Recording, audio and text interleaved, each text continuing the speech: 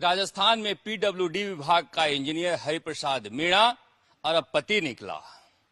इसके पास लग्जरी गाड़ियों का जखीरा है, जिसमें से 2 ऑडी गाड़ियां ये प्रयोग कर रहा है, फोर्ड एंडेवर, स्कॉर्पियो। इसके अलावा बहुत सारे महंगे दोपहिया वाहन भी हैं।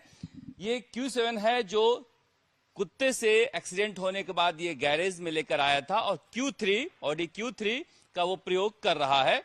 फिलहाल ये ऑडी के गैरेज में रखा हुआ है, जहां पर सर्विस सेंटर पर आया हुआ है। कहा जा रहा है कि ऑपरेशन ऑडी के थ्रू इस इंजीनियर तक पहुंची एसीबी, क्योंकि दोनों ही गाड़ियां, ये Q7 भी और Q3 ऑडी कैश में खरीदी गई थी। कैश में खरीदे जाने के बाद एसीबी के पास ऐसा इनपुट आया कि इसके पास बहुत सारे पैसे काली कमाई से आ रहे हैं, जिसके बाद एसीबी ने जाल बिछाकर पीछा करना शुरू किया। तो अब तक अर्जित कमाई, वैध तरीके से अर्जित कमाई से 200 गुना ज्यादा संपत्ति मिल चुकी है, जिसमें करोड़ों के फार्म हाउस, विलास और लग्जरी मकान और शोरूम हैं। और इसके अलावा भी एसीबी पता कर रही है कि कितनी संपत्तियां इसने अर्जित की है। फिलहाल ये जयपुर के पास दूदू में नौकरी में काम कर रहा था। पीडब्ल्यूडी इंजीनियर हरिप्रसाद मीणा के पास वैध कमाई से 200 गुना ज्यादा संपत्ति मिली है, जिसका अवैध संपत्ति का खुलासा हुआ है। हमारे साथ हैं एंटी करप्शन ब्यूरो के एडिशनल एसपी भूपेंद्र चौधरी जी। तो क्या अभी तक मिल पाया है? देखिए, ये हरिप्रसाद मीणा जो पीडब्ल्यूडी के दूदू ऑफिस में एक्शन है, इनके खिलाफ लंबे समय से शिकायतें मिल रही थी। एसीबी की इंटेलिजेंस यूनिट ने इन शिकायतों को डेवलप किया कि इनके पास वैध आय से कितनी ज्यादा परिसंपत्तियां और इन्होंने खर्चे किए हैं, और उस पर कल एफआईआर दर्ज करके माननीय न्यायालय से सर्च वारंट लिया गया। और आज सुबह से ही इनके 5 ठिकानों पर 5 एसीबी की टीमें सर्च कर रही हैं, जिसमें 2 जयपुर में चल रही हैं, 2 दूदू में और एक दौसा के बगड़ी में इनका फार्म हाउस है, वहां पे सर्च कार्रवाई चल रही है। इनके पास ये लग्जरी गाड़ियां रखने के शौकीन हैं। इनके पास 2 ऑडी गाड़ी, एक स्कॉर्पियो है, एक फोर्ड एंडेवर, बुलेट बाइक और एक और बाइक इनके पास से मिली है। और इनके बच्चे जयश्री पेडीवाल में 2 बच्चे हैं, वो पढ़ रहे हैं। इनके पास दूदू स्थित निवास पर 1 लाख रुपए इंडियन करेंसी और 80,000 रुपए इंडियन करेंसी यहाँ मिली है। और दूदू वाले में विदेशी करेंसी भी मिली है 4-5 कंट्रीज की, जिसका वैल्यूएशन आगे और किया जा रहा है।